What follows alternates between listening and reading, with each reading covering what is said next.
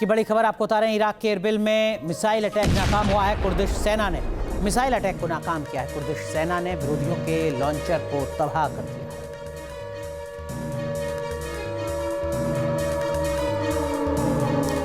एक और बड़ी अपडेट, ईरान से जंग में लेजर हथियारों का इस्तेमाल कर रहा है अमेरिका। ईरानी हमले को लेजर हथियारों से नाकाम कर रहा है।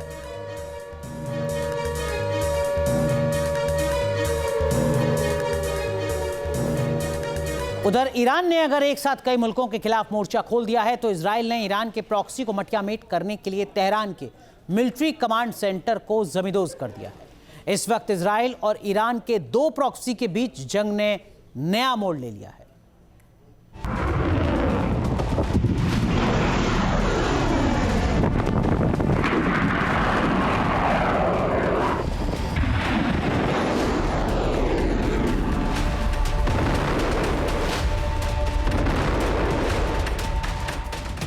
ईरान पर इजरायली सेना का भयानक प्रहार।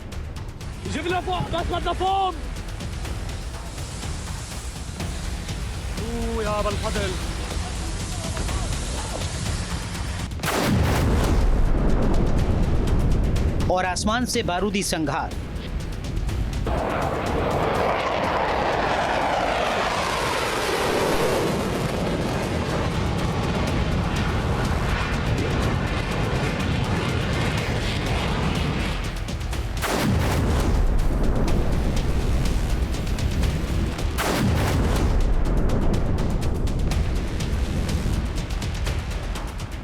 इजराइल के खिलाफ ईरान के पॉक्सो हमलावरों की जानलेवा मोर्चाबंदी।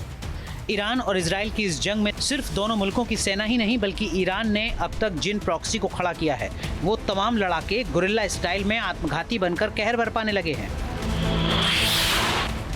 ईरान के लिए हिजबुल्लाह मोर्चे पर डट गया है। ये तस्वीरें दक्षिणी लेबनान के तेल अल नहास की हैं, जहां हिजबुल्लाह ने इजरायली सेना के मरकवा टैंक को निशाना बनाया है। हिजबुल्लाह ने उत्तरी इजराइल में मेरोन बेस और इजराइल के कब्जे वाले सीरियाई गोलन हाइट्स में नाइफा बेस को भी मिसाइलों और हमलावर ड्रोन से टारगेट किया। पिछले कुछ दिनों में हिजबुल्लाह ने यूएवी एंटी टैंक मिसाइल और रॉकेट का इस्तेमाल करते हुए इजराइल पर 38 हमले किए हैं। हिजबुल्लाह ने अपने हमले का दायरा बढ़ा दिया है। उसने तेल अवीव, गलील और हाइफा में मिसाइलों की बौछार कर दी है। एक तरफ ईरान ने मोर्चे पर प्रॉक्सी को खड़ा कर दिया है तो दूसरी तरफ इजराइल भी पहले के मुकाबले कहीं ज्यादा और बड़े हमलों से विनाशलीला रच रहा है। इजराइल के आदिर लड़ाकू विमान ने ईरान के मिसाइल लॉन्चर को जमींदोज कर दिया है। पश्चिमी ईरान के खोरमाबाद तक इजराइल का हमला पहुंच चुका है। इजरायली वायुसेना ने अब तक ईरान पर 5000 से अधिक बमों से हमला किया है। इजरायली वायुसेना ने ईरान के ऊपर एरियल डोमिनेंस हासिल करने के लिए बारूदी तहलका मचा दिया है। नहीं, दक्षिणी लेबनान में इजराइल ने सेना उतार दी है। नॉर्दर्न कमान के सैनिक लेबनान के उस इलाके में दिखाई दे रहे हैं जहां से हिजबुल्लाह लगातार हमले कर रहा है। मकसद साफ है, ईरान के इस प्रॉक्सी के सिर को कुचल देना। इजराइल ने दावा किया है कि दक्षिणी लेबनान में हेडक्वार्टर से ऑपरेट कर रहे एक टेररिस्ट सेल यानी हिजबुल्लाह के एक हिस्से को खत्म कर दिया गया है। 2 मार्च को ही हिजबुल्लाह ने ईरान के लिए जंग के इस मोर्चे की कमान संभाल ली थी। उसके बाद इराक में भी ईरान के समर्थन में रेजिस्टेंस फोर्स के ब्लड ब्रिगेड ने हमलों की जिम्मेदारी उठा रखी है।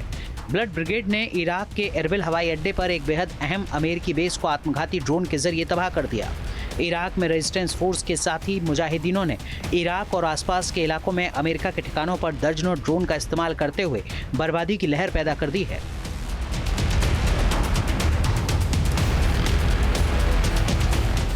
हिजबुल्लाह और रेजिस्टेंस फोर्स के तेज रफ्तार हमलों को देखते हुए इजराइल ने तेहरान में ईरान के कई कमान और सुरक्षा कर्मियों वाले एक सैन्य ठिकाने को निशाना बनाकर ताबड़तोड़ हमला किया है।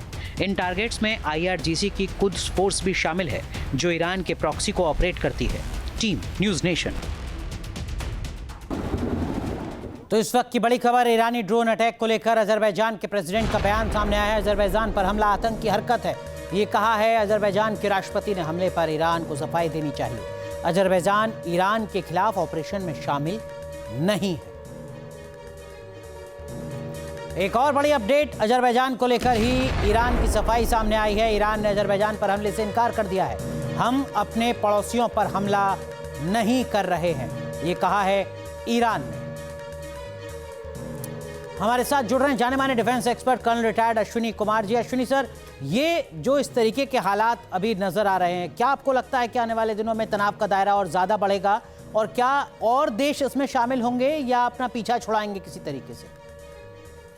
अभी तक जो सिचुएशन चल रही है, ईरान जो है वो इसको रीजनल वॉर में ही रखा हुआ उसने, और इसके साथ देश जुड़ेंगे, लेकिन यूएसए और इजराइल जो है वो बाकी कुछ देशों को साथ मिलाने की कोशिश कर रहा है, लेकिन ओपन में अभी ईरान के साथ कोई लोग खड़े नहीं हुए और वो इसमें कोशिश कर रहा है कि लोग उसकी सपोर्ट करें, लेकिन ओपन में कोई उसके साथ नहीं आया और ये वॉर अभी फॉर द टाइम भी रीजनल वॉर तक ही जो है वो लिमिटेड रहेगी। नॉर्थ कोरिया की तरफ से एक बयान सोशल मीडिया में बहुत वायरल हो रहा है जिसमें किम जोंग उन ने कहा है कि अगर ईरान चाहे तो हम उसकी मदद कर सकते हैं, ऐसी मिसाइलें दे सकते हैं जिससे एक मिसाइल से ही काम हो जाएगा।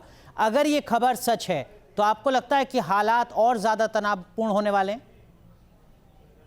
बिल्कुल, अगर नॉर्थ कोरिया ने ये ऑप्शन जो दिया है, ये न्यूज में जो चल रहा है और इनकी नेगोशिएशन भी इसके ऊपर चल रही है, बातें चल रही हैं, डिप्लोमेटिक इसके ऊपर चल रही है, और अगर ईरान को किसी भी स्टेज पे ये चीज पता लगेगी कि उसको इसकी जरूरत है, क्योंकि उनका ऑलरेडी जो नेवी है उनकी वो खत्म हो चुकी है, स्टेट ऑफ हॉर्मस के ऊपर वो कंट्रोल बनाए रखे हुए हैं, और उनको पता है कि क्योंकि स्ट्रेटेजिकली जो अमेरिका है और जो ईरान इजराइल है वो एयर सिक्योरिटी उनके पास है और वो उसके ऊपर काफी सारी जो मिसाइल दाग रहे हैं, और उनके जो तेल के ऑयल के भंडार हैं, उनके इकोनॉमिक बेसिस के ऊपर जो अटैक कर रहे हैं, अगर वो समझेगा किसी स्टेज पे कि उसे इस चीज में और सपोर्ट चाहिए तो आई एम श्योर जो नॉर्थ कोरिया के ऑप्शन को एक्सेप्ट करेगा और अमेरिका के लिए और इजराइल के लिए घातक हो सकता है। बहुत बहुत शुक्रिया अश्विनी सर जुड़ने के लिए, इस वक्त की बड़ी अपडेट साझा करने के लिए। तो इस जंग में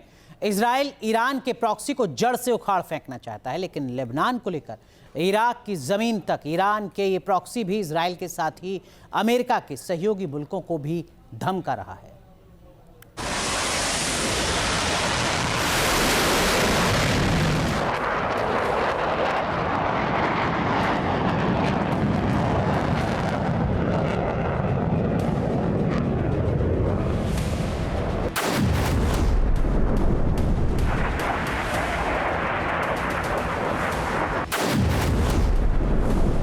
इजरायली वायुसेना और आईडीएफ ने खुफिया जानकारी की बदौलत ईरान में विध्वंस मचा दिया है।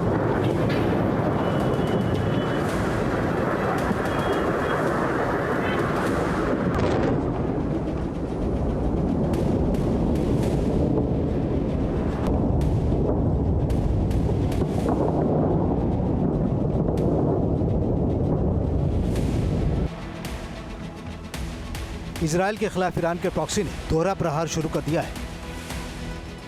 ये वीडियो इराक में मौजूद ईरान सपोर्टर रेजिस्टेंस फोर्स की। इस वीडियो को रिलीज कर रेजिस्टेंस फोर्स सिर्फ अमेरिका और इजराइल को ही नहीं बल्कि नाटो, फ्रांस, जर्मनी, ब्रिटेन या कोई भी मुल्क जो इराक की जमीन पर ईरान के खिलाफ मौजूद है उसे धमकाया है।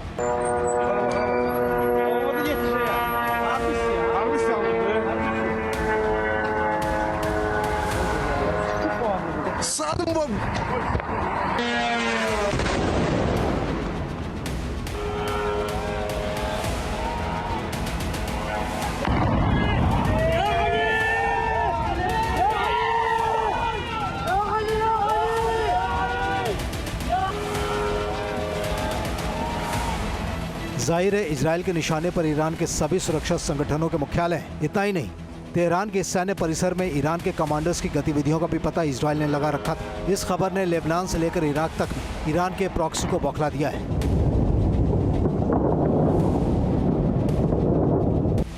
ईरान में इजरायल के हमलों में IRGC मुख्यालय, खुफिया मुख्यालय, बसीज मुख्यालय, कुद्स फोर्स हेडक्वार्टर, आंतरिक सुरक्षा बलों का मुख्यालय और साइबर वॉर मुख्यालय, जबकि दूसरी तरफ ईरान ने 10 से अधिक जहाज़ों और तेल टैंकरों को निशाना बनाया है। ईरान ने चेतावनी दी है कि फारस की खाड़ी में अमेरिकी, ब्रिटिश या इजरायल के लिए माल ले जाने वाले सभी जहाज निशाने पर हैं। अपने खिलाफ मोर्चाबंदी करने वाले ईरान के प्रॉक्सी के गर्दन की नस काटने के लिए IDF ने तेहरान के अंदर ही ईरानी शासन को और कमजोर करने के अभियानों को बेहद तेज कर दिया है। Team news nation.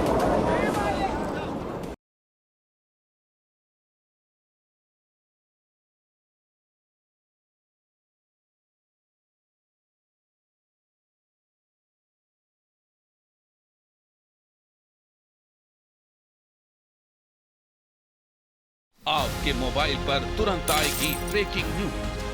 स्क्रीन पर सबसे पहले दिखेगी बड़ी खबर। देश दुनिया की हर खबर एक जगह। अब आपके मोबाइल पर तुरंत फटाफट इंस्टॉल कीजिए न्यूज नेशन ऐप और रखिए खुद को अपडेट।